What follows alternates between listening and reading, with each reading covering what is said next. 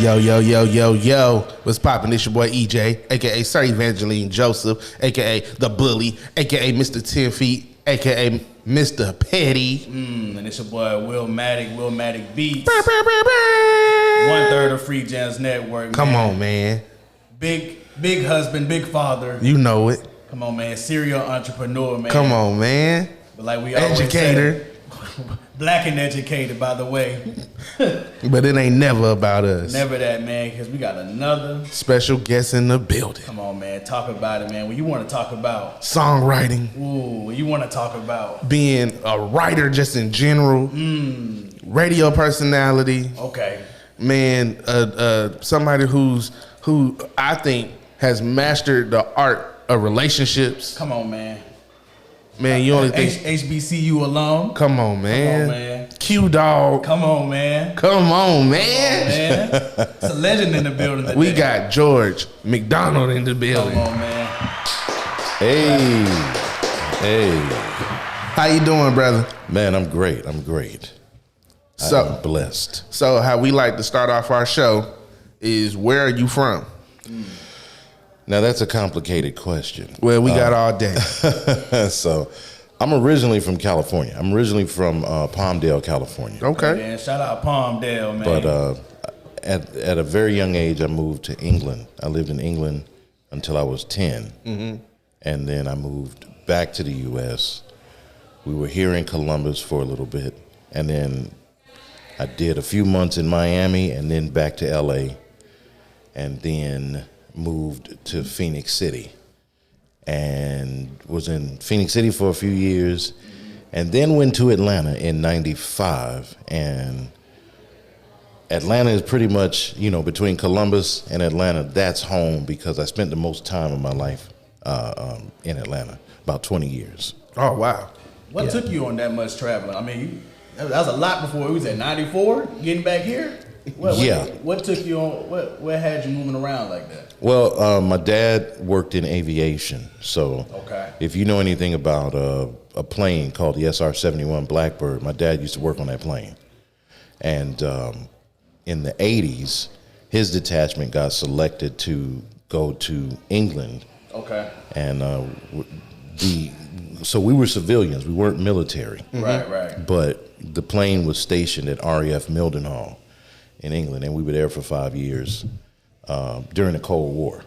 Oh, wow. Yeah, so when that plane was used as a reconnaissance plane during the Cold War. So when we were up against Muammar Gaddafi and everybody over there in Libya and, of course, Russia, the USSR, Mikhail Gorbachev and all of them, that was one of our greatest assets as far as gathering intelligence in real time. So how would you describe your travels and how did it affect you as a kid and affect you as an adult? It opened me up. Like, you grow up, you leave the country at such a young age, you realize that the world is a lot bigger than just where you are. So I've never been afraid to travel. I actually love traveling. I love to ride buses, especially with the amenities that buses have. Now, I love a good bus trip, like a long bus trip. I love flying. I grew up on airplanes, flying back and forth between L.A. and here, and L.A. and New York, and of course to Europe. And then in Europe we traveled, visited a lot of places in Europe, France. I remember one of my favorite trips was to Belgium. Went to 2 cities in Belgium, Bruges and Ostend, of course Amsterdam, the Netherlands, Italy, a lot of places, man, and you begin to see, when you see the world at that early of an age, you don't grow up as limited, like you've been exposed to it. So it exposed me to a lot. Would you consider you to have a prominent voice? A prominent voice? Right. What do you mean? Just like when people hear your voice, they know, that's G-Smoove. Yes. Okay. Yes. I get it all the time. What's funny, I've I was headed to Dallas for the holidays, and there was an old lady sitting next to me right before we got on the plane, and she just says to me, "Excuse me, I hope you don't mind me asking you this. Have you ever thought about doing like voiceover and stuff?" And I kind of laughed. I said, "Yeah, I've thought about it, you know." She's like, you just have such a great voice. And I was like, well, I actually am a radio personality. And she was like, oh, you know, we ended up sitting next to each other on the plane and just talking the whole flight and everything. But it was just, yeah, I get it all the time. And what's funny, I've gotten it my whole life. Right. Oh, so even like when you was a kid, people would tell you like, very distinctive voice. My voice was usually deeper than everybody else's as a kid. And I didn't really go through that phase of where your voice cracks and all of that. Like my voice was always smooth and stuff. Of course, my boy said my voice was always velvet. It wasn't. It wasn't deep like this. It wasn't as deep as this, but it was always Teflon. A smooth register. I just had a nice feel to it. Right. With your voice being prominent the way it is, what's some spaces that you haven't touched yet that you want to touch? I want to do more commercial work, like like Keith David. Everybody knows the actor Keith David does the Army. Right. And, the Army Strong commercial. An Army of One. Right. So he does a lot of voiceover. I hear a lot. I really want to get into the voiceover space. Shout out to my homeboy, Dane Reed, who is a very prominent voice actor and voice work guy. And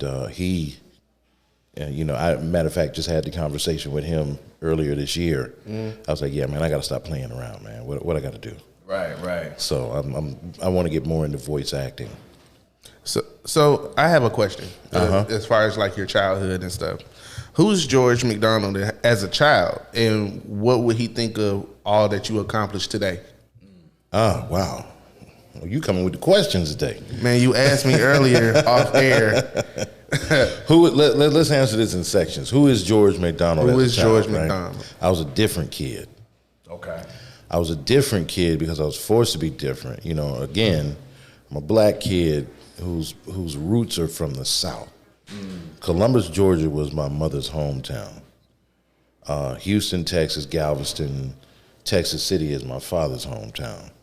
Being in California, I was exposed to a lot of Native and Hispanic stuff very early on.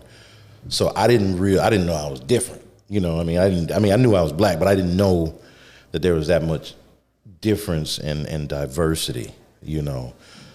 So coming from California, Los Angeles area, all the way out to England, where I was the only black kid in a lot of spaces. Did they treat you any different? I mean, if they did, I don't know. I don't know about it, you know. I mean, it was, at that age, you're not really thinking that kind of stuff. You know what I mean? Right. You probably didn't even realize that you was different. Not really. I knew, of course, I knew I had different hair and different skin color and stuff, and I knew I was black. My mother had taught me that at an early age. But it was, just cultural differences. England was home. People always ask me, so did you like it in England? I was like, yeah, it was home. Right. It's what I knew. So that being the case, I had more of a difficult time adjusting to the United States and being around just black folks. Coming to the South, that was an interesting transition. Right. With that interesting. Most people don't experience a childhood like that, right? where they're submerged into this different culture and they're having to adapt, and then coming back to home, right? The U.S. will be the transition that's more difficult. But with that kind of upbringing, what's some things that you learned as a child that you still hold true to like today, as far as like maybe values, morals that you learned as a child that you still hold true today? Man, always stand in truth.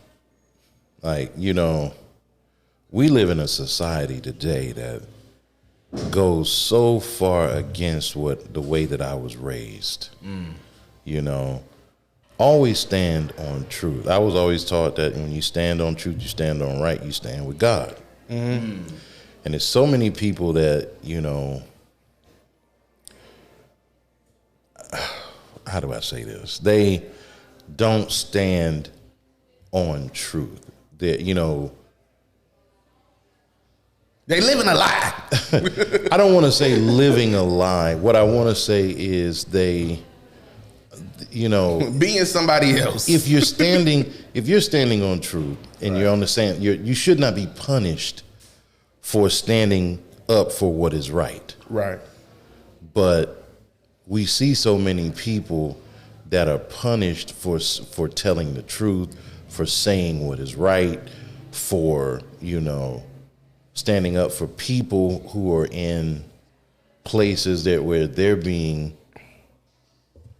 judged harshly for saying what is right because they disturb the status quo.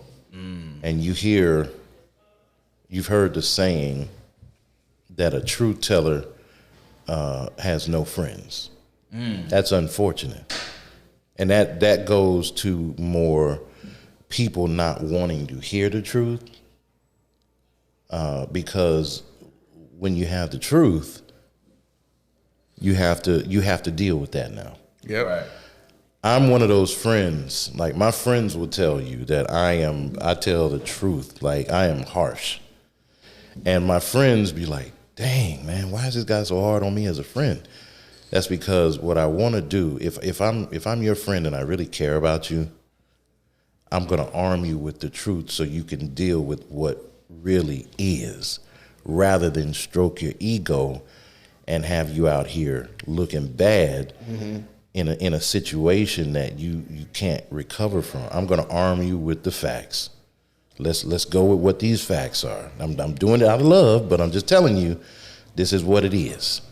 And what you choose to do with it after that is up to you. But I give what I expect. I expect people to arm me with the truth. Tell me the truth.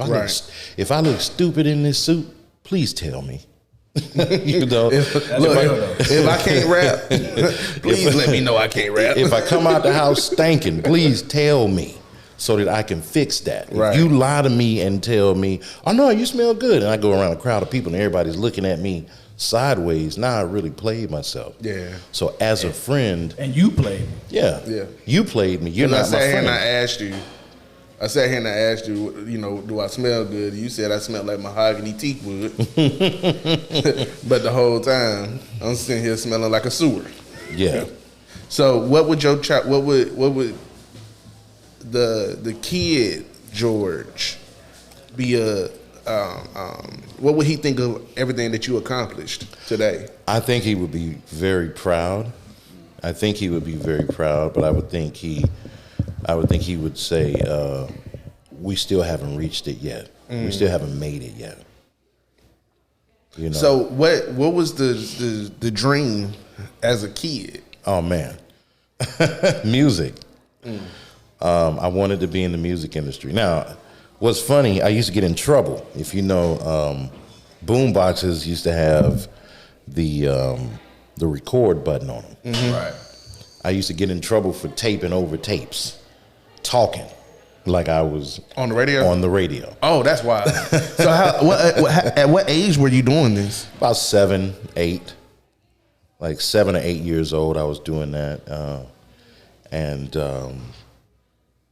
I knew I wanted to do something with music. But what solidified it for me, I can tell you the exact moment. I was 8 years old. We had come to the United States to visit my uncle in New York. My uncle, for those that don't know, was a producer by the name of Gene Griffin. He was a very heavy part of the New Jack Swing era of music and stuff. And I remember being at Gene's house in New York, and there's this guy comes by, and I didn't know who he was.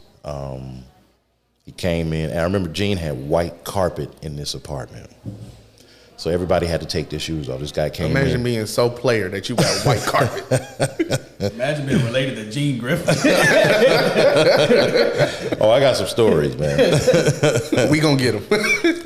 But the crazy thing was, you know, I was 8 years old. It was leading up to my 9th birthday, and this guy came in. He was taking his shoes off. Gene was talking and stuff, and my cousin says to me, he said, "Hey, that's Teddy Riley." Oh wow. And I was just like, okay, like I live in England. I don't know who that is. And so I remember Gene saying, "Yeah, we're gonna go down to the studio. We're gonna go to the studio." And I begged him, "Oh, can I go?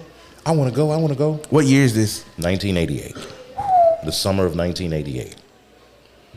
And I remember him saying, "Yeah, you can go." We got on the elevator, went down, and the studio was actually Teddy's condo or apartment, but he had outfitted it. It was a studio, a full-fledged studio in there.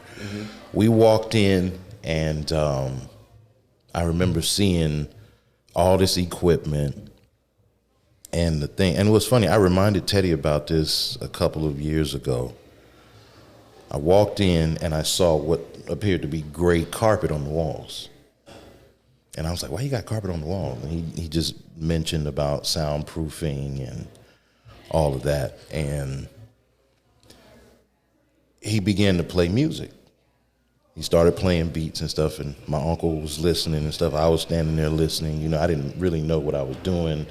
I really didn't know who I was with. I'm just with my Uncle Gene and his friend Teddy. And that music ended up being, and here it is, 30 plus years later, I'm having a conversation with Teddy a few years ago, and I say, "You remember that, man?" He's like, "Man, yeah." He's like, "That's when we were working on James Ingram."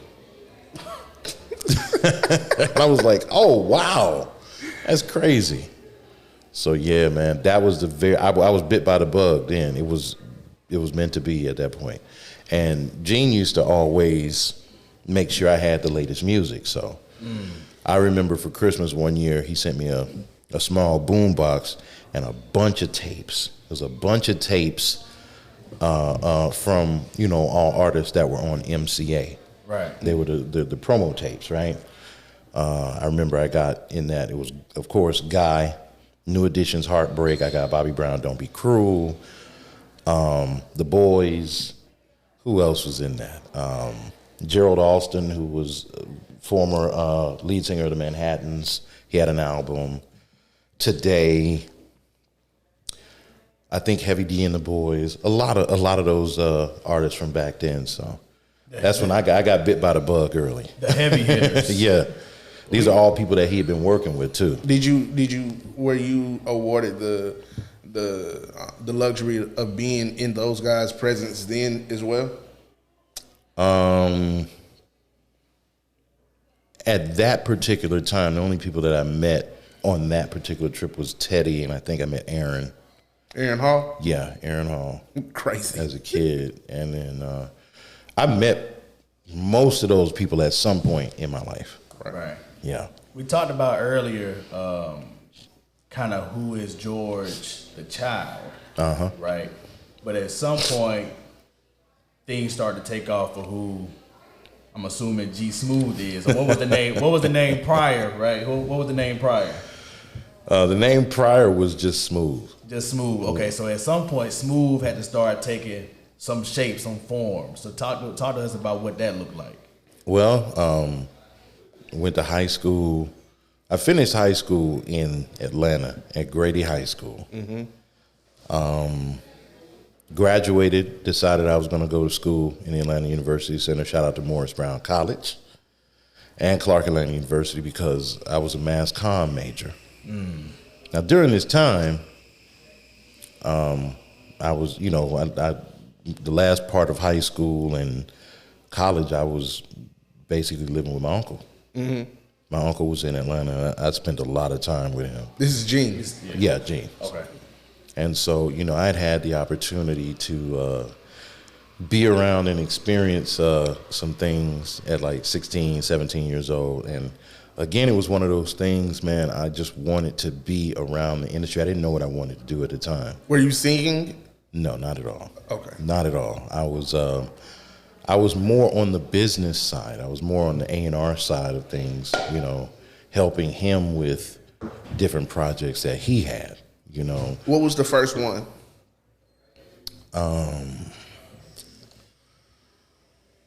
He had a group named Zeno. It was 3 guys. And I did a lot of just like helping him, following him around, you know what I'm saying? I remember specifically going to different stores like Neiman Marcus and Versace and getting clothes for their photo shoots and stuff like that, you know. I learned how to put together, you know, the looks for artists and stuff, you know, get these photo shoots and stuff done.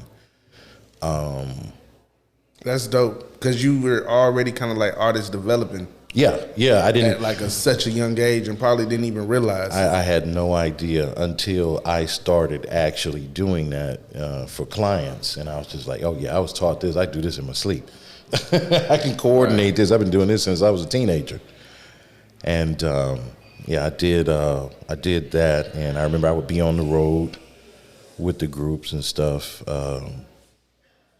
when the group went out, you know, to do concerts and stuff. I remember us being down in Shreveport, Louisiana, and just kicking it. You know, I remember this is how crazy my teenage years were, right?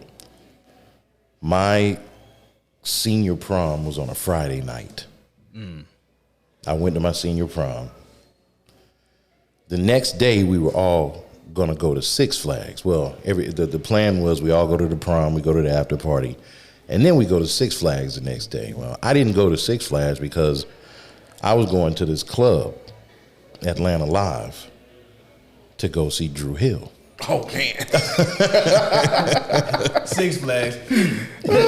So what year was this? Like 1997. Like, oh, so they were Drew Hill. Like, Yeah. They had just came, exactly. I watched them perform that in that club, you know, in a club I wasn't supposed to be in, doing some stuff I didn't have no business doing. But you know, I grew up fast. And you were with your uncle at this club. I was with my uncle, so believe me, I wasn't gonna get in any trouble because he wasn't having it. Right. But I was exposed, in a manner that was very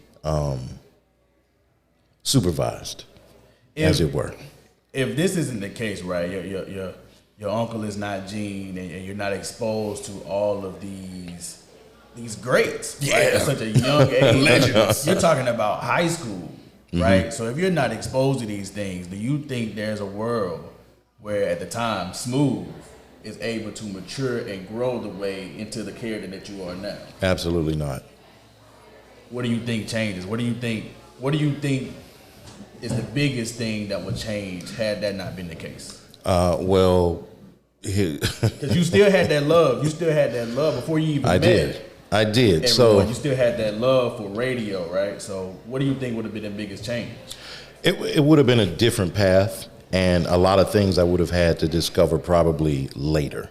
Like I don't know if I want to say this right now, but I mean, I was 17 years old partying with Diddy. But well, I mean, back then it wasn't such a bad thing to party with Puffy. Well, you know, again, let me say this. My partying with Diddy was in a totally different aspect because Gene Griffin was there. Right. And it wasn't gonna be any type of nonsense or anything. Wasn't no funny business going on. So I don't know all of that stuff that people say. I've never witnessed any of that. I don't know none of that.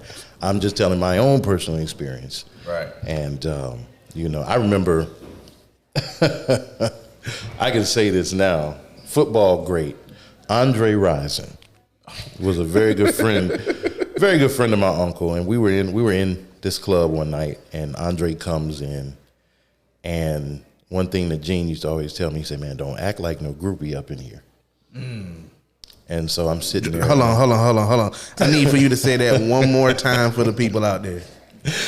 Gene would tell me, "Don't act like no groupie up in here." Every time we went somewhere, and he knew that it was going to be some people in there. Right. So basically, act like you done been somewhere. Drop a bomb. Exactly. That's a gym. Come on, man. He's like, don't act like no groupie up in here. And I remember we were in there, and I remember Jermaine Dupri came in. I remember all the ones. And all these guys, listen, they came over. They would see him, and they came over to speak to him like the Godfather. And mind you, I'm just there like, you smooth. No, I wasn't even smooth then. he was George. I'm just George. Right. And I'm sitting there with my uncle. Gene's nephew. I'm just Gene's nephew. And I'm sitting there and I'm just like, really? Like, these guys are like, I'm seeing these guys on TV every day. These guys are like the coolest of the cool. And I remember Gene would say, hey, watch what they do when they see me. And I'm just like, okay. And one by one, he knew what kind of influence he had. I have a question. So, you said he was head of MCA at this time? No. He had his own division company. No. He had his own company he had his own label.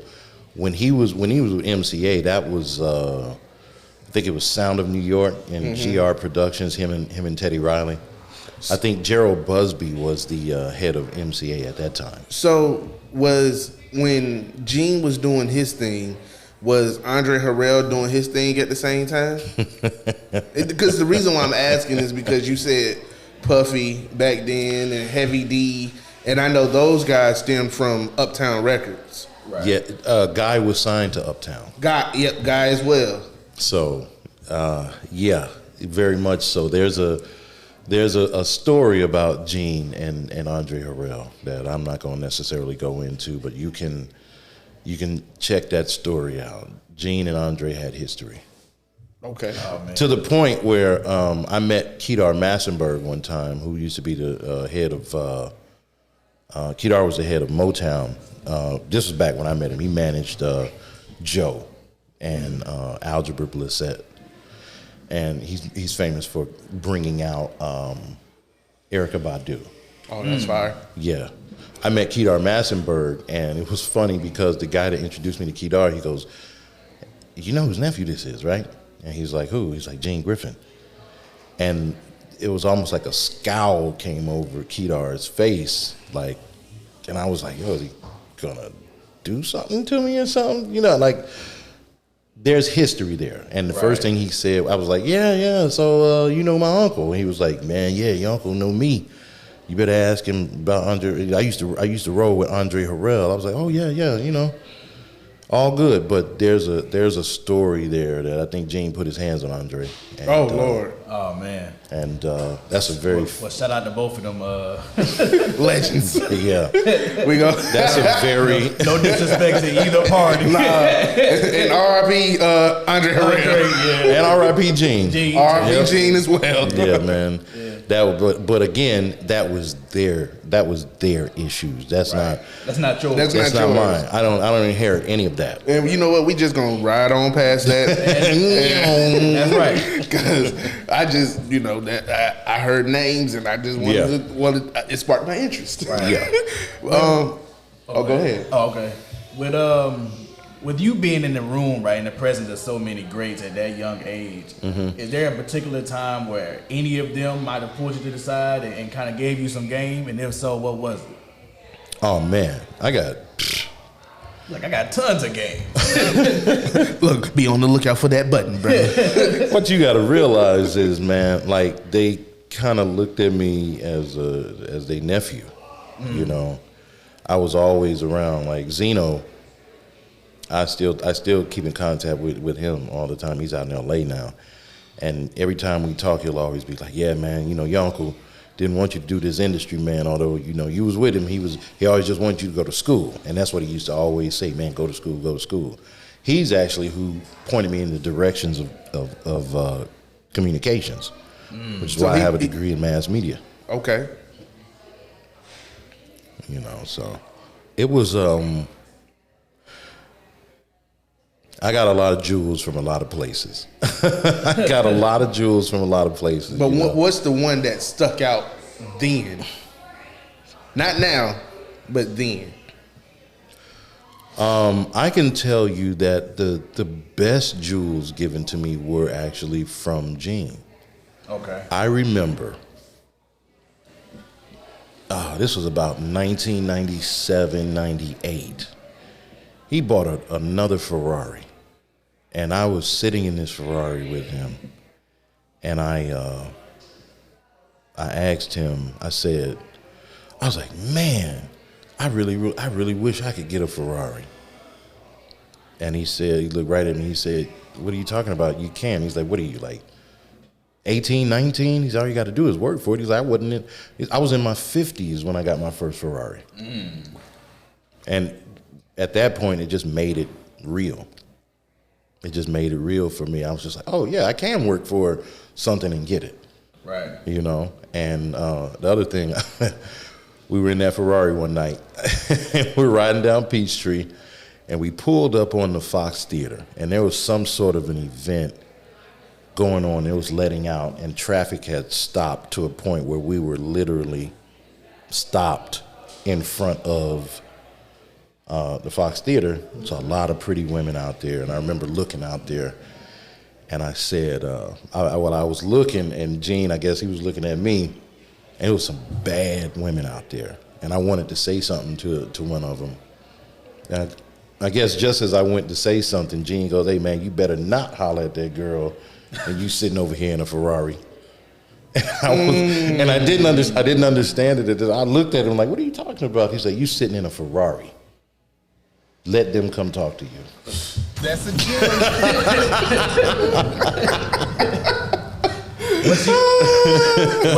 What you hollering out the window for? He said, what are you doing? Oh, No, that's game. No, sit down. I was a teen. I was probably about 18, 19. He's like, no, what are you doing? But you know what, though? That's a gem that only a person of experience and only of an older person, you know, would give out. Yep. Oh, yeah. Because if you were 18 in a Ferrari, You be riding down the street like, hey, girl. like, come on, man. You playing yourself, buddy. Like that don't even make sense. Yep. It doesn't, man. And that's crazy. That stems from the prior advice too. Act like you've been here before. Don't act like no groupie. Look, cause you in the passenger seat of the Ferrari, so that's gonna look he in his uncle's whip. Best friends ride. Yep. Straight scrubbing it. Trying to holler at me. He's a scrub. So you're 18. You graduate from high school. Actually, at 17, yeah. Okay, you're 17. You graduate from high school.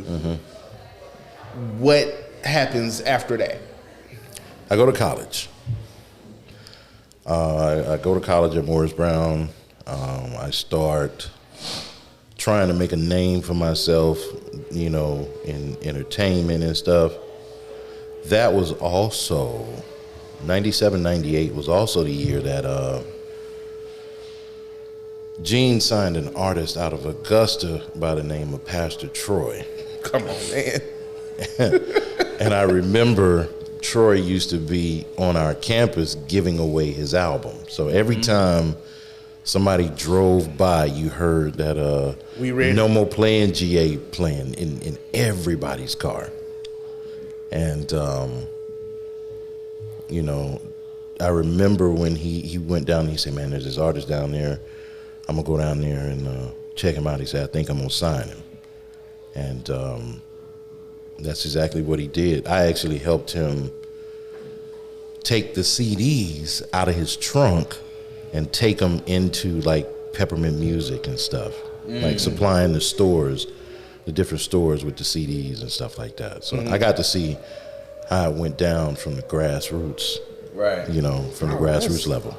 Do you think that's missing in today's music, where absolutely people aren't willing to do the hand-to-hand combat? Absolutely. And let me tell you something, man. I work with so many talented people out here who just ain't willing to work.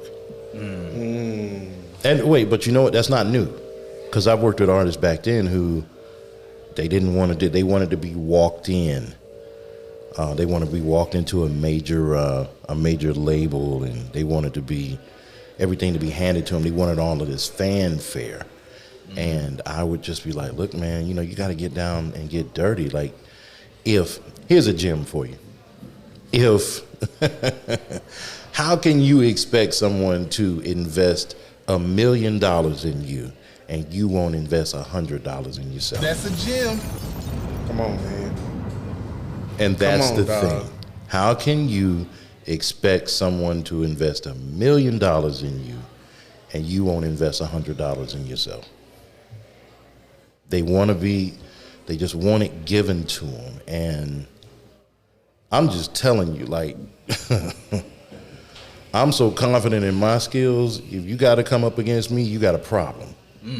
Because you know how people say, oh, I ain't finna do all of that. Guess what? Winners do all of that and more. Tell them. The guys who are winning, they do all that and more. They sweep the floor. They change the light bulbs. Yep. Carry bags. They carry bags. They mop. And they go in there and make a beat, rap, sing, everything. Show them what they worth. They do what it's not just about showing what they worth. It's about getting it done. Right. Like, you know, it's irritating too when you're that person. I'm that person for whatever team I'm on. And unfortunately, The ultimate role player, but can also shine. no, I'm gonna shine. Like, that's, you know what I'm saying? The sun don't ask for permission to rise.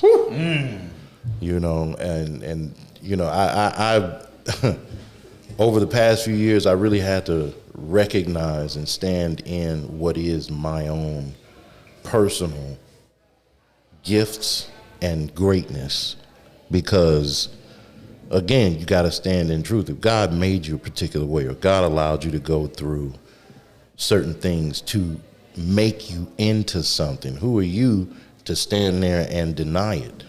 You know, when you look up the word humble in the dictionary, it literally says to give a less important valuation of yourself. I will never do that. I will never be humble. I ain't got to be humble to nobody but God. It's crazy that you say that, because I recently saw that and I didn't know how to take it. That's because we've been taught. They was like, I'll never be humble. And I was like, that sounds crazy to say. Yeah, that's because other people. We talked about this on the phone. You know what I'm saying? Other people will sit back and be like, you know, you need to humble yourself. You need to be humble, but they don't even use the word in the right context. Well, no, they're not. Yeah, they're not using it in the right context, and they're not even talking about the definition of the word. They want you to be humble to them. Yep. I'll never be humble to them. I'll never be humble to somebody I make uncomfortable with my presence. Come on, man. You kidding me? Never, ever. So you said God created everybody, you know, with gifts. And I'm going to ask you this question, and I want to go back to, you know, you being in college. What is George's superpower? My ability to connect with people and to connect people. I make people feel comfortable. I disarm people. That's fire. That's just what it is. I have to walk in. I mean, now that ability can be used for good or used for bad, but I'm very good at, and I do it in my sleep. It is just my thing. Something about me understands the human side of people. You humanize people. I humanize people. I appeal to the human in people. Whew. Would you consider yourself an empath? Absolutely. What is that? Absolutely. What is that like, though? Because that can be. It's wonderful and terrible all at the same time. It's wonderful in the fact that I can relate and I can be that thing that sees the human in others, but it's also like being an exposed nerve, and I feel everything. So therefore, that's why when y'all call me, you know, people reach out to me. I'm at home by myself because I have to unplug. Alone time is something I have to have, or I'm gonna go crazy. To decompress. I have to decompress. That's why I like doing radio because when I'm doing radio, I'm literally inside of a box by myself. And I'm giving of myself over the airwaves, but I'm alone. I'm like an introverted, I'm an extroverted introvert. If that makes sense. Look, full-time extrovert, part-time introvert. Right. So just going back to college. You're in college. You're, diving into the entertainment world. Still running with your uncle. So what was the moment, and why did you what made you want to become, and why did you become a Q Dog, and how did it affect your life? Oh, well, that goes back to Freaknik 95 before I went to college. I went to Freaknik with my cousin and actually a DJ here in the city, DJ Michael Timex.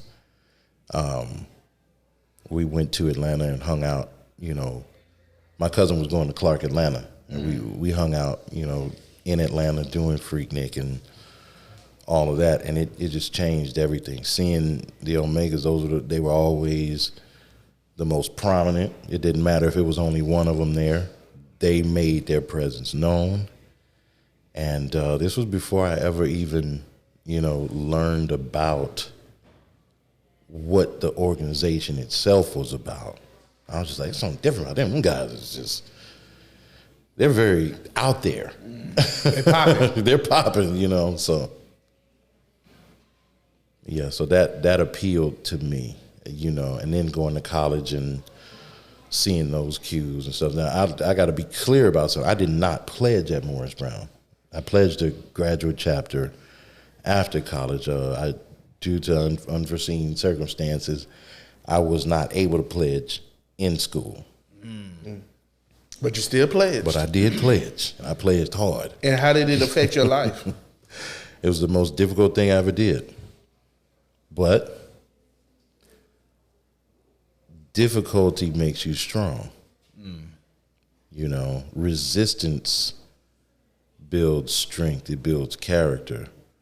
A timid man fails, but a resolute man prevails. That's a gem.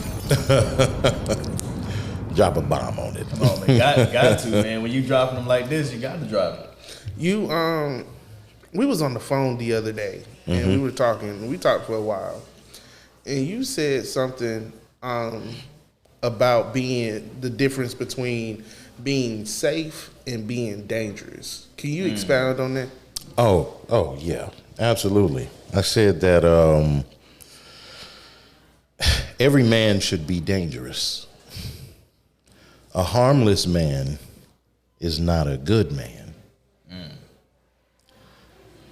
A man should be dangerous. A good man is a very, very dangerous man who has that under voluntary control. Because if you have the ability to be dangerous, but yet have the discipline to keep it under control, that is a virtue. Being harmless by default does not make you good. Now, I'm quoting Dr. Jordan Peterson. But the virtue is in having the ability to do something and yet having the control to not do it. Yeah. And so men should be dangerous, as protectors, as providers. We should be dangerous, but we should also be disciplined enough to control that. Is there a scenario where that quote kind of came into fruition and you were like, oh, this is one of those scenarios where this applies to? Is there a time in your life where you could think of? Every day. Every day as a black man. You should, every day as a black man, just, we are challenged with, what's the word? Trauma. Yep. As black men in America, our existence is traumatic from birth. I was born in 1979, so my mother was a baby boomer. My mother and father are baby boomers. So they raised us. They grew up, they were children during the civil rights era. So they saw all the ills of society and all the things that, the uglies of society. So they raised a lot of our generation based upon their fears. And so, you know, we come from that generation where I ain't giving you no explanation. Do what the hell I said. Yep. You know, and, you know, I thought that's how it was until I became an educator. And I started dealing with kids, and I realized kids have full-fledged personalities. And they're people. You have to address that. You cannot dismiss that. So the best thing to do is to work in tandem and in unison with them and show them respect. And they will have a respect for you rather than be adversarial. Because a lot of the relationships we had with our parents and elders were adversarial relationships. We were pitted against each other. And because they had the power, they forced us to do things, and therefore we grew up with a lot of resentment that we didn't even know we had.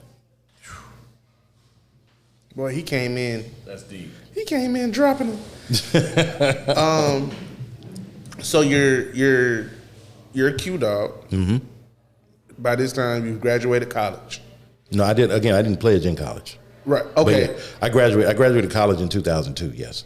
Okay. So, when did you decide that you wanted to be in radio? Oh, that was a long time ago. But no, in college, of course, I went to college in '97.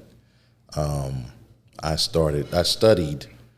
My degree is in mass media arts with a concentration in radio, television, and film.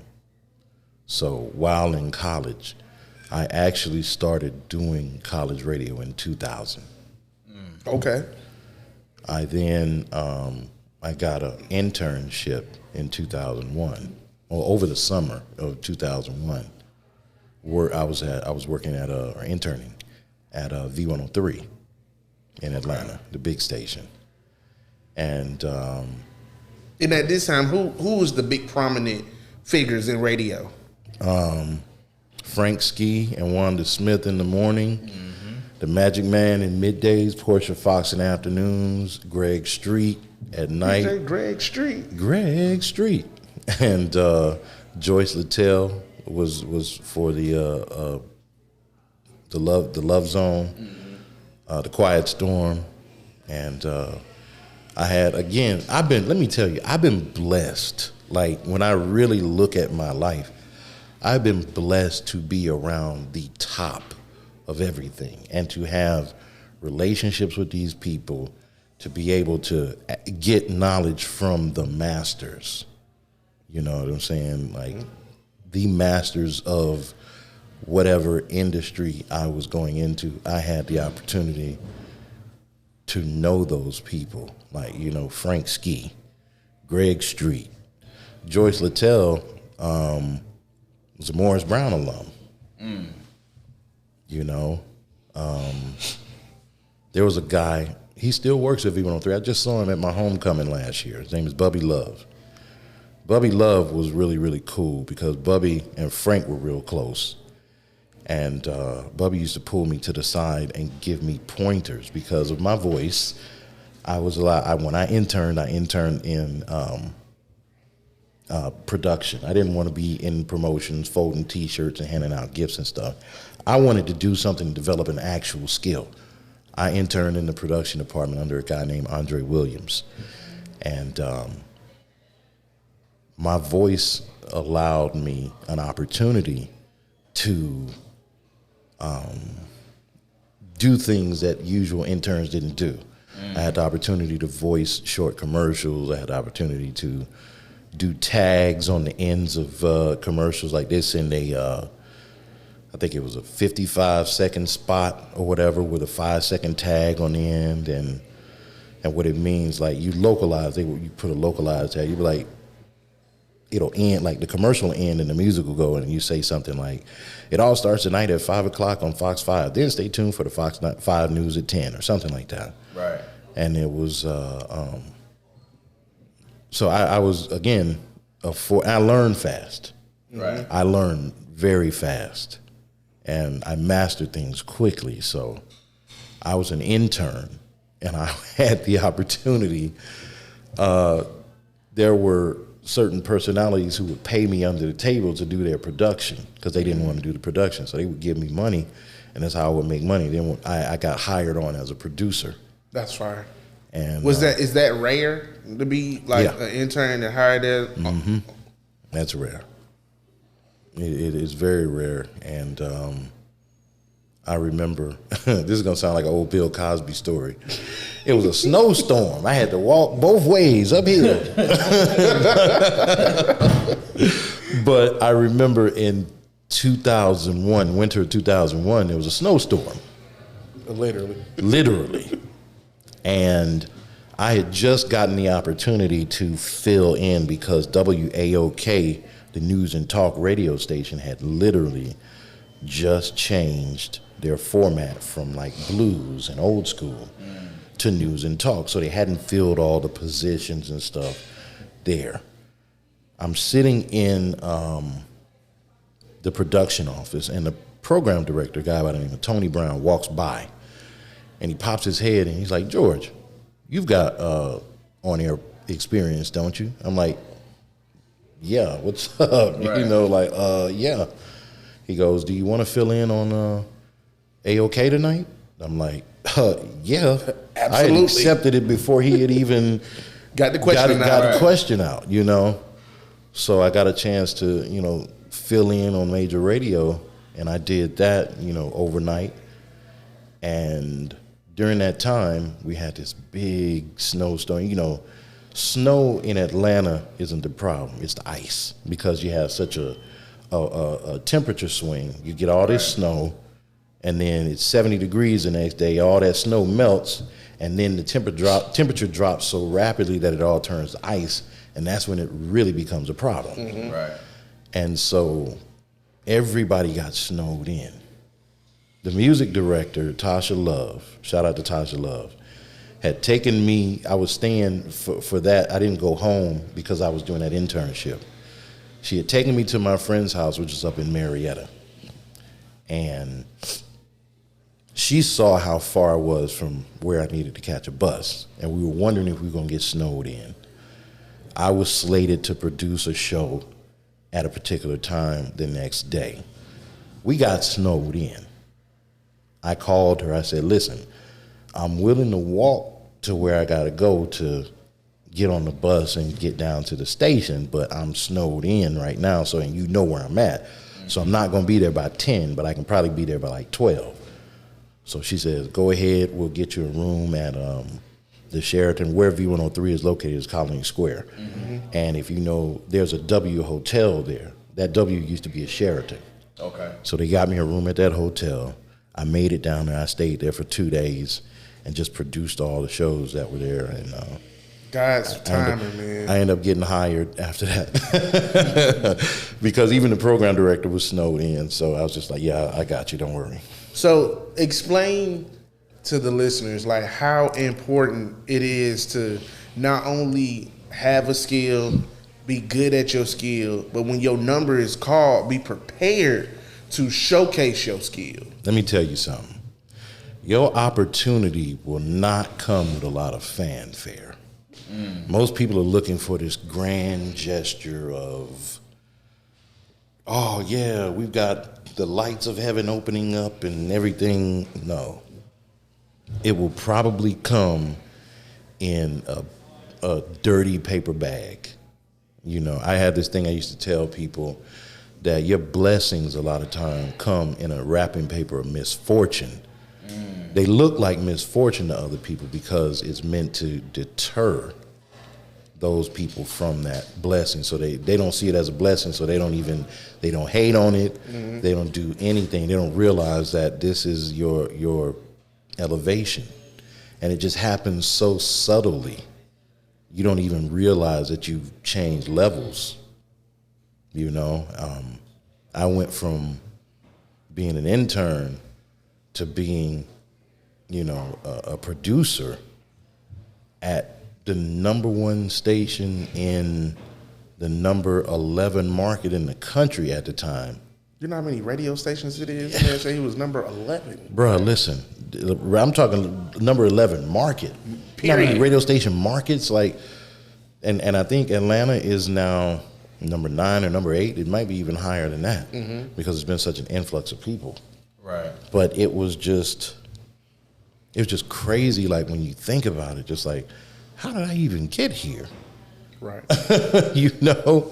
But while you're there, you have to, make the relationships and gain as much skill as you possibly can. And as many of those jewels as people want to drop on you, get you a little bag, put them in your pocket and keep them. Surely. Use them when the time comes. When it's necessary, Right. Yep. Surely it's been a time, though, where maybe that opportunity has been presented to you and you passed up on it. Speak on some of those times. What do you mean? Well, maybe you were offered an opportunity to go do some work, and maybe because the opportunity maybe didn't seem like the best opportunity that you passed up on it, but later found out that it could have been a good thing. No, I don't do that. Even at that young age? That's why I am who I am now. Just being perfectly honest. I'm very good at seeing opportunity in things and usefulness for doing certain things. I used to get fussed at a lot because some of those opportunities don't come with money. So I've been in those places where I had access, but I wasn't getting paid, so I had to work another job. Oh yeah, by the way, when I was interning at V103, I was working at Finish Line at South DeKalb Mall. Okay. But I was the shoe hookup man too. So, you're at this big radio station. You're doing your thing. How long were you in Atlanta radio? 2 years. 2 years. So, what happens? Do you go from Atlanta radio to getting an opportunity to work in Columbus radio? I got fired. Oh, wow. Okay. All right. Let's talk about that. I share the success with you. I got to share the failure with you, too. I got fired. I was producing a show, and myself and the gentleman whose show it was did not see eye to eye. We could not see eye to eye. And he just, he thought I was arrogant, thought I was cocky, but truthfully, he was threatened. And you will encounter that. This is one thing. Yeah, you got to be careful of people who you make uncomfortable. When you have a gift, when you have the kind of gift that I have, when you go around people, certain people are gonna try and tell you that you're arrogant. They're gonna say, "Oh, he just thinks he's the shit." Wait, I can curse on you, can't I? Yeah. Yeah. We own this. Okay, yeah. He just thinks he's the shit. And I've had people come back to me and say, "Yo, man, so and so was talking about you." You just say, "Man, you just think you the shit, man." I'm like, "No, they think I'm the shit." Tell them. That's why they said that. They can't rationalize within themselves. Why do I like this guy so much, but I don't like him? I don't like him, but I gotta respect him. And it's, that's an internal problem that they have. To speak on how good you are at something is not arrogance when it's fact. Tell them. It's just fact. I've been blessed with a number of gifts and opportunities. And greatness is when opportunity meets the prepared mind.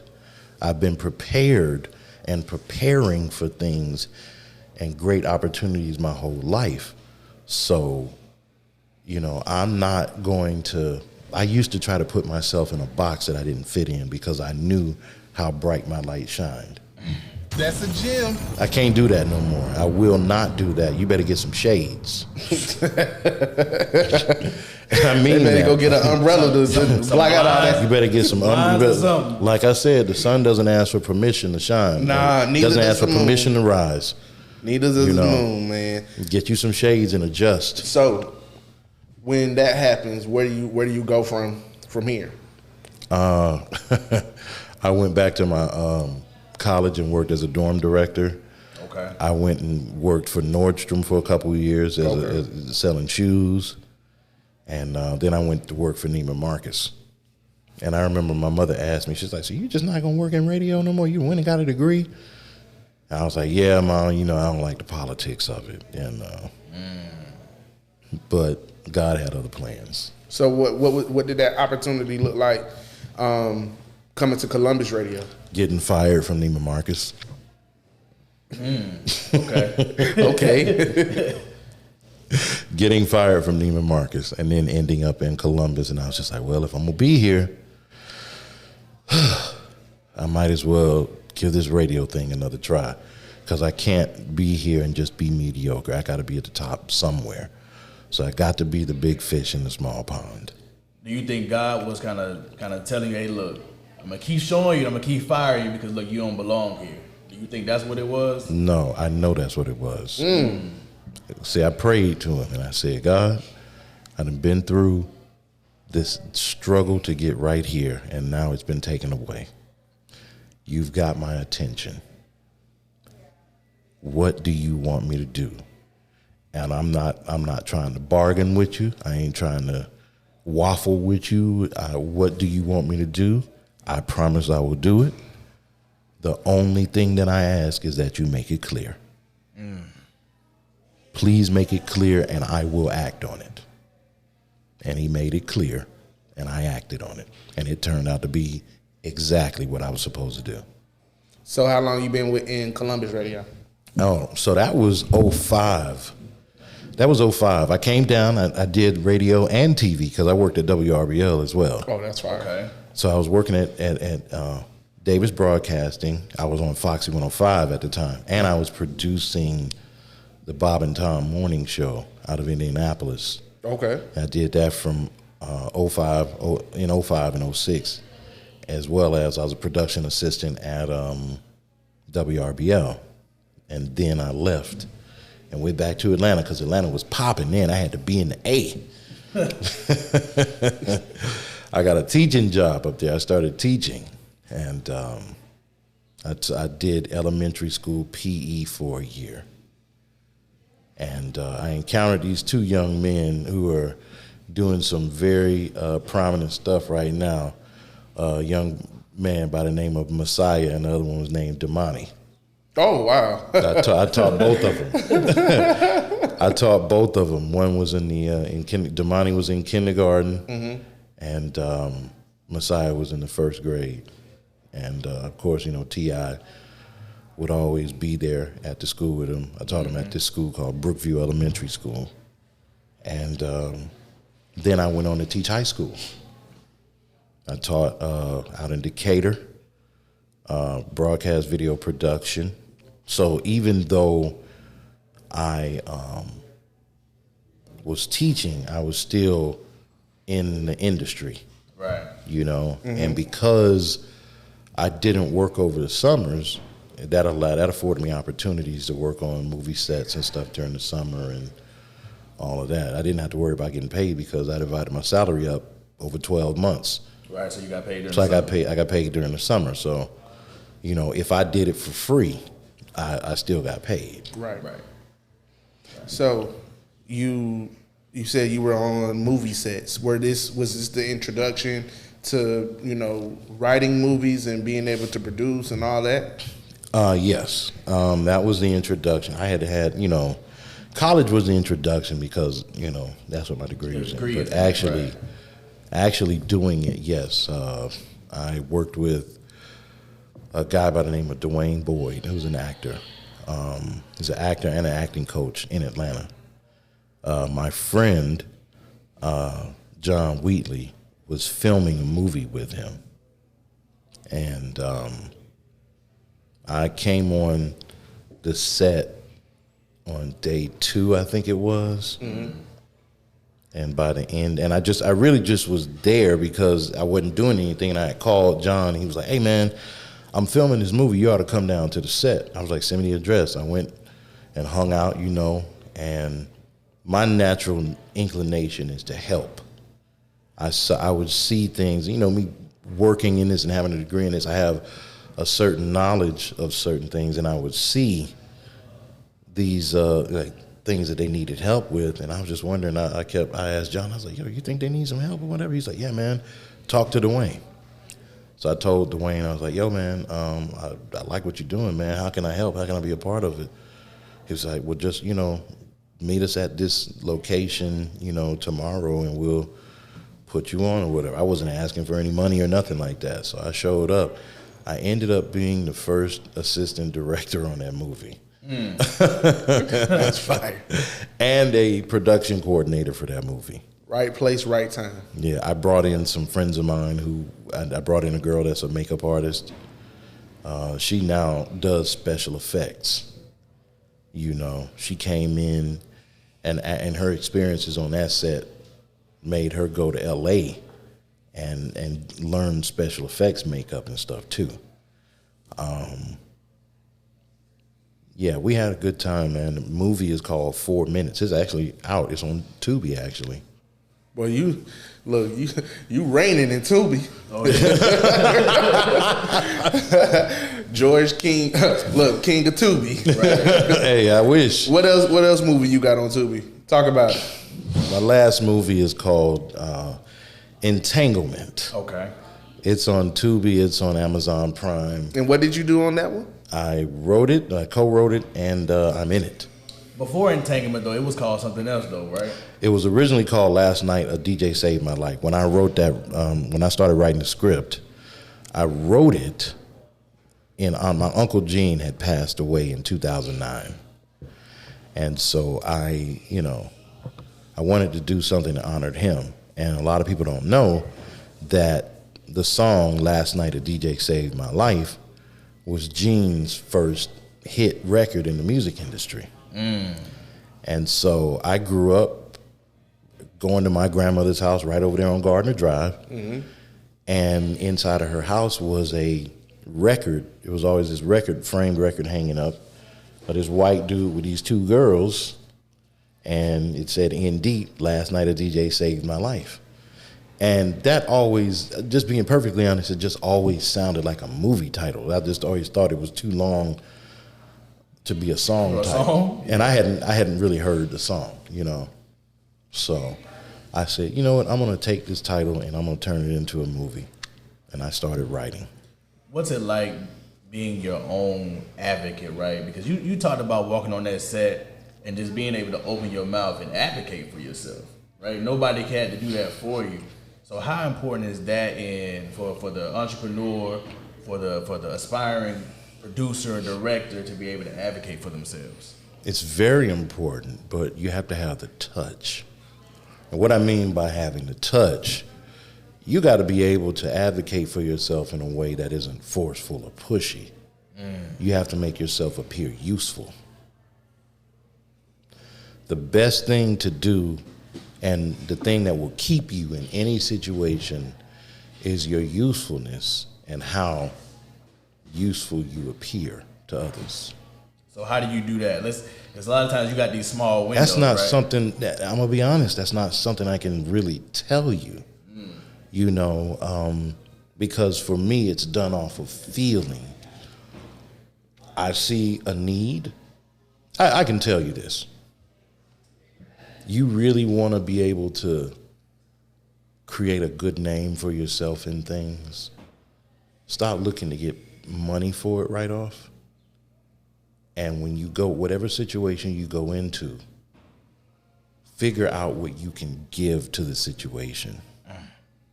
There are so many people, even, man, listen, that even goes for marriages. That goes for friendships and relationships. Your first thought should be, what can I give to this to make this thing better? What can I give to this situation? And that right there I know that sets me apart from everybody, because most people are looking like, how am I gonna get paid? Or how am I don't even worry about it. It's like, well, what can I give? Like, how can I help? So how do you do that? It's about being of service. It's about having a servant's heart. How do you do that with because it's a lot of people that's out here that is useful. You know what I'm saying? They're useful and they're youthful, but they may not have the right mindset. And what I mean by that is they may be in survival mode. Well, then they're useless. If you are useful, then that means you can be used. But if your attitude or thought process blocks that, then you are useless. Gotcha. You can be talented and useless. You can be good and be good for nothing. Right. That makes sense.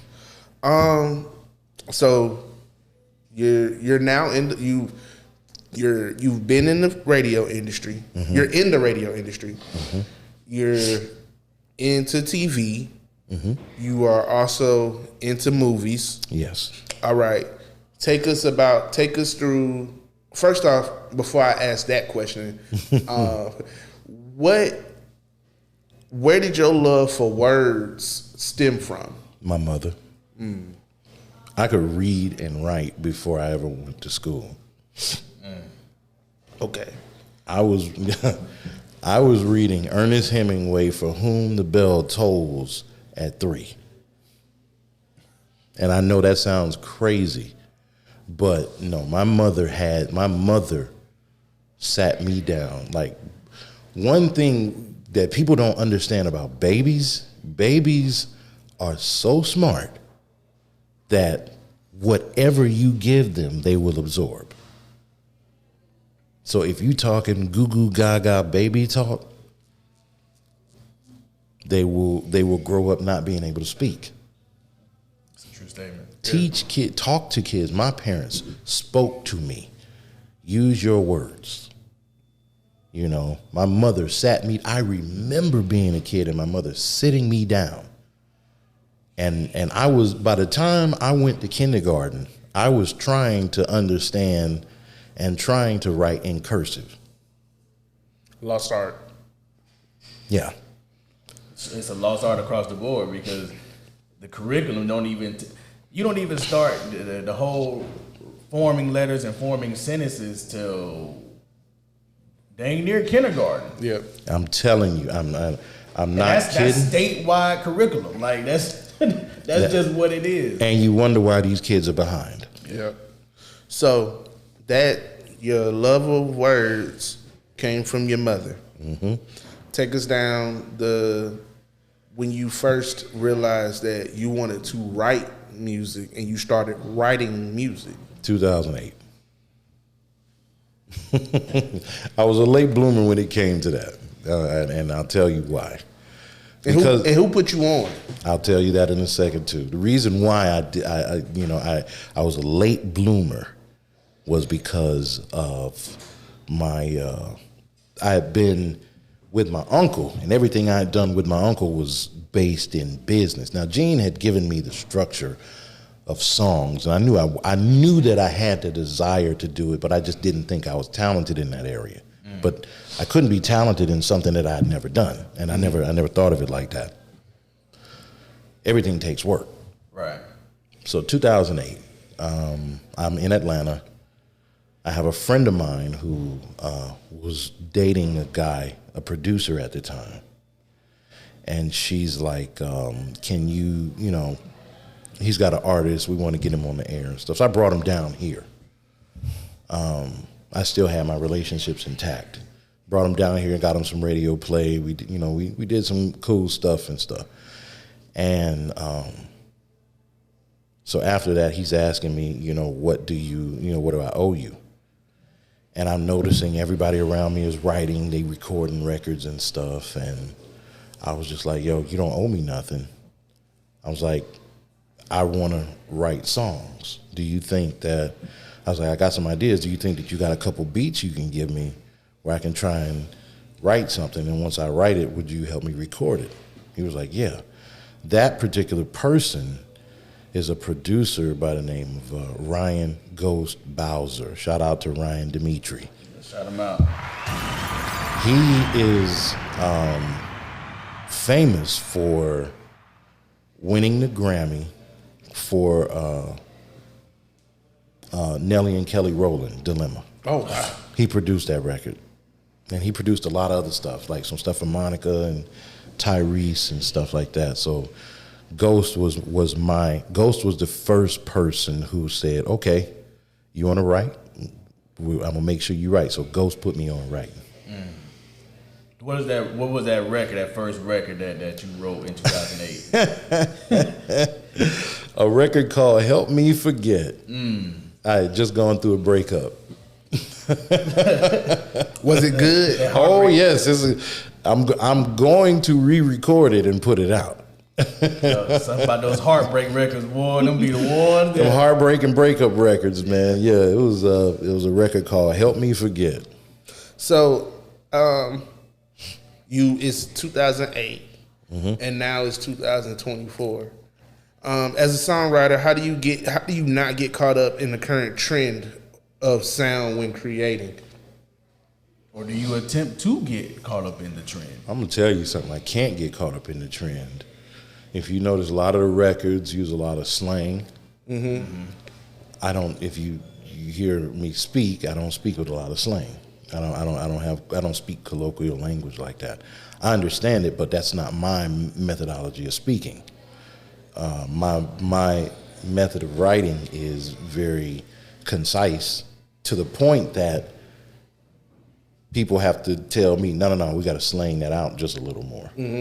Because you did say, when we came and visited you at the station, you said that yours is more, your writing is like more poetic. Yeah. I was told by a very good friend of mine. She's written for everybody from Beyonce to Patti LaBelle to Gladys Knight, and she's like, you write very poetically. What's her name? Niche McQueen. Shout out Niche McQueen. Shout him out. Niche McQueen. Yep. Big Draws. No, I'm serious. She and her partner were a writing team called Big Draws. That's right. So, who put you onto the publishing game, and when did things shift for you? Publishing as far as music? Right. My brother, a guy by the name of Mandumi Robertson. Mandumi and Capricio Scats, who used to be the vice president of writer-publisher relations, I think that was the title he had, for CSAC Atlanta.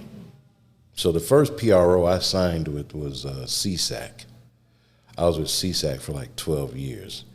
And Cap was really, really good at educating writers and publishers and producers.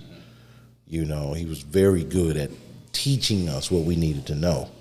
Mandumi is a friend of mine who used to run Hitco Publishing. Oh, wow. Which was L.A. Reid's publishing company, which he ran with another guy named Shakir Stewart. Shakir passed away, R.I.P. Shakir Stewart. So I told you, I was always exposed to the greats. Right. So I knew Shakir. I would be there in the office and see Shakir and stuff, and that was crazy. But yeah, Mandumi was the director of operations for Hitco Publishing. So he's like a big brother to me. So he taught me most of what I know when it comes to publishing and that kind of stuff. Because I actually, I tagged along with him in those ATL streets doing, when he would be meeting his clients, I'd be in some of those meetings. I remember being in different meetings and stuff with people, and I just shut up. One thing you need to learn, one thing people need to learn to do is learn the wisdom of silence. Shut up. When you get into a room, be quiet, especially if it's one of them rooms where you're just in all of the people in the room. Be quiet. You got nothing to add. Nothing. You have nothing to add. You are there to pick up your gems that are dropped. Yep. Shut up. Do not speak unless spoken to. Your job is to hold that bag. If somebody say, Man, I need some coffee. Y'all want it black, cream, how many sugars? Yeah. Get that bag and put them gems in that bag. Make yourself useful in every space. Yeah. I remember one time being in Miami, and I'm with my boy John Wheatley, the guy that does film. It's me, John Wheatley, Robert Townsend, and Robert Townsend's kids. I'm sitting, like, John is driving, Robert Townsend's in the passenger seat. I'm sitting behind John, and two of Robert Townsend's daughters and one of his sons is sitting in the back seat with me. We're in Miami riding around for the American Black Film Festival. Right. And I'm just like, I don't even believe I'm right here. And they talking, and I'm like unusually quiet. And every time I had the thought to say something, I just said, you ain't got nothing to say. You have nothing. You are forcing it. Don't force it. Be quiet. I sat in that car and just shut up. You know, we went to, I remember we went to the, it was a screening of, what was it? It was a early screening of Black Dynamite.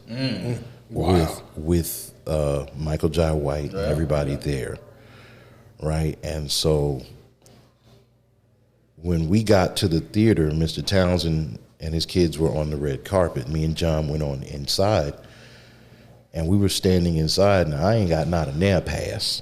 Like, I'm there because a movie we worked on is in the festival and stuff, but I ain't got no passes to none of this extra stuff, right? Right. And we're standing there, and I remember this lady comes up. She's like, you guys got to leave. You don't have the lanyards and stuff. And Robert Townsend walks up. He's like, oh, no, these are people who are with me. And she tried to argue with him. He's like, ma'am, I'm the chairman of this film festival. They are with me. And one of the other ladies had to come up and tell her, she's like, ma'am, just come with me. They're okay. They're okay. So ma'am, shut up. You don't know who you're talking to. Look, lady, you're about to lose your job. Look, be quiet, lady. Me lose my job. And I remember we went in there, and it was just crazy because, you know, we met Michael Jai White, and I think Clifton Powell was there, Sanaa Lathan was there,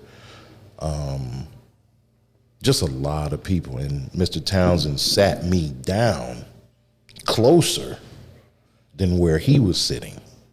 And then came by, I'm sitting there, you know, and then like a few minutes later, he walks by, he's like, hey, you good? I'm like, yes, sir. And the people sitting around me are looking like, oh, he's with Robert Townsend. This is crazy. Right. You know? So it's just nuts, man. I've been blessed to be around people, man. Yeah. My last question, and we got to get you on for a part 2 because I feel like we haven't Scratch the surface. You know what I'm saying? Like we got a lot, but it's more to your story. Absolutely. But my last question is, I want to speak on your newest single that you wrote. You got the opportunity, you know, to work with Ruben Studdard. Yes. And the song that you wrote is called Masterpiece, correct? Yes. Yes. How did that relationship come about, and how did that song come about? So I'll address the relationship first. I have a friend who is a huge songwriter. Anybody listening to this, Google the name Balewa Muhammad. If you are into any music written by or any music performed by Jaheim, Justin Bieber, if you remember the writing team, The Clutch, Balewa Muhammad was a part of The Clutch. And that writing team literally changed the landscape of music when they were a team doing their thing. And Balewa has written so much stuff. Balewa has become a brother to me, like a big brother. You know, me and Balewa, along with another friend of ours, Jill Hunt, who is a writer, she writes the show, what's it called? The Blackhamptons and she writes the show The Family Business. Okay. On Netflix. We were all down in Mobile, which is where LaJill's from. We went to a concert, and we took one of Belewa's artists down there to open up this show. Who was on that show? Oh man, I didn't even know who was on the show at the time, but on the show it was Bun B, Trick Daddy, 8Ball and MJG, Boosie, and Jeezy. Real hitters. Yeah. Legends of Southern hip hop. Right. And so while we were there, they brought Ruben Studdard on stage to, let everybody know that he was there, in Alabama. Ruben's from Birmingham, but he was down there in Mobile for the show. So we were sitting there. LaJill is backstage. We were all backstage at one point, but me and Bele were out there drinking and watching the show, enjoying the show. And LaJill calls us and says, "Hey, y'all come backstage. I want to introduce y'all to Ruben real quick." And Belewa's got this new studio that he's built and everything. And we go backstage, or I go backstage, and she introduces me to Ruben, and we get to talking, and I'm just like, "Yo, man, you need to come work with us. We got a spot in Atlanta. Whenever you're in Atlanta, you need to come through and check it out." And he was just like, "Yeah, man, definitely." And at that point, I had just come back from filming a movie in Nashville. And LaJill made mention, she says, I think I want to put him in one of my Christmas movies. And I was like, wait a minute, he's acting now too? And she's like, yeah. I said, hold on, let me go back over here and talk to him again. Right. And I'm asking him, like, yo, man, I didn't know you were acting. You were planning on doing some acting. He's like, yeah, man. He said, I'm trying to do everything. Like, one thing Ruben does, he wants to work. Right. And I was like, I need to introduce you to some people, man. I just finished a movie with Brian White and Brandon T. Jackson. And he's just like, well, definitely. He's like, reach out to my manager. Let's link, yada, yada, yada. And so a few weeks later, we had reached out, and he made his way to Atlanta. He started hearing some of the music that we had done, and he wanted to work with us. Right. Now to answer your question about the song Masterpiece, I was sitting right over here at the Riverwalk. Belewa sent me a track. Okay. And he said, see what you can come up to this. And I had a conversation with a young lady. And I remember she was taking pictures. She was taking selfies. And she says, oh man, I need to put the filter on with that. And the girl's beautiful. And I looked at her, I was like, girl, you don't need no filter? And something in my head said, write that down. So on my phone, I have notepad, the Apple notepad. Mm-hmm. And I'm going to show you.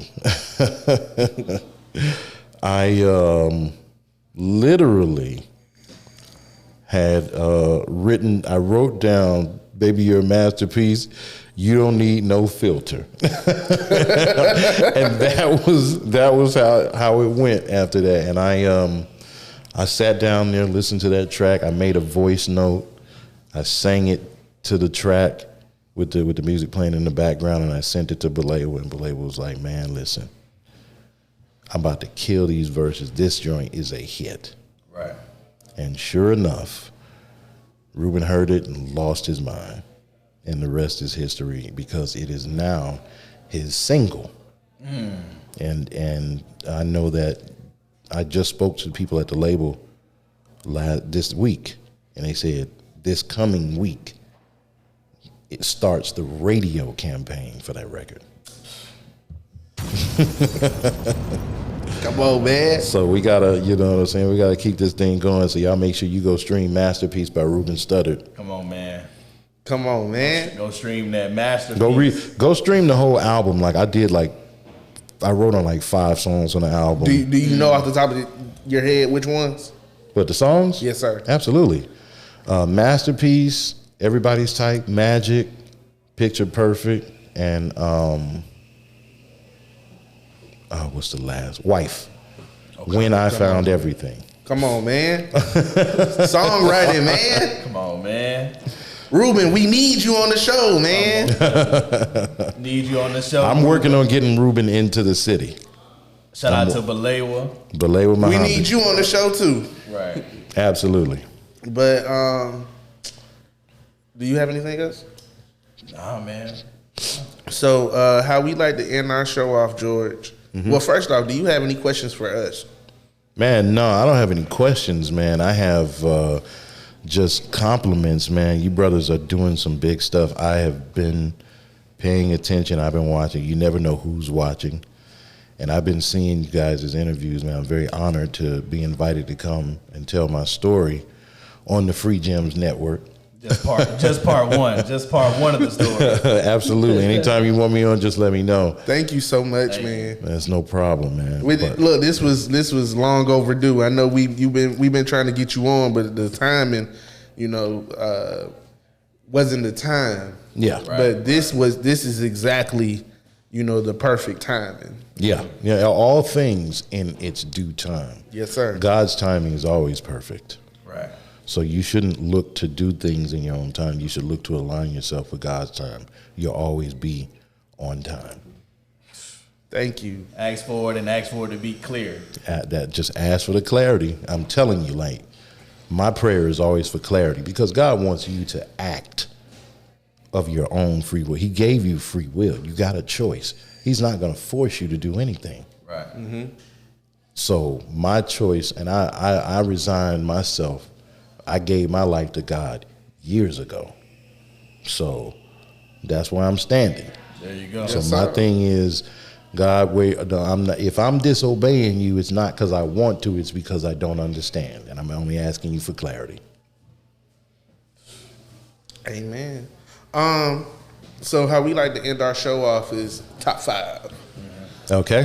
Being that you are a songwriter, what is your top 5 songs that you've written that are out and can be streamed? Okay, so my top 5 songs that I've written that are out. I will go with Masterpiece by Ruben Studdard. Go stream that. I will go with The Life of Me by myself. King IV is my artist name. Go stream that. Okay.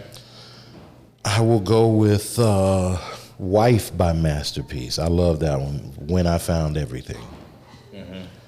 That you can stream that. That's by Ruben Studdard. By Ruben Studdard, yes. I will go with Love Language by Angie Stone. Okay. Is that 4? That's 4. That's 4. Mm-hmm. So one more.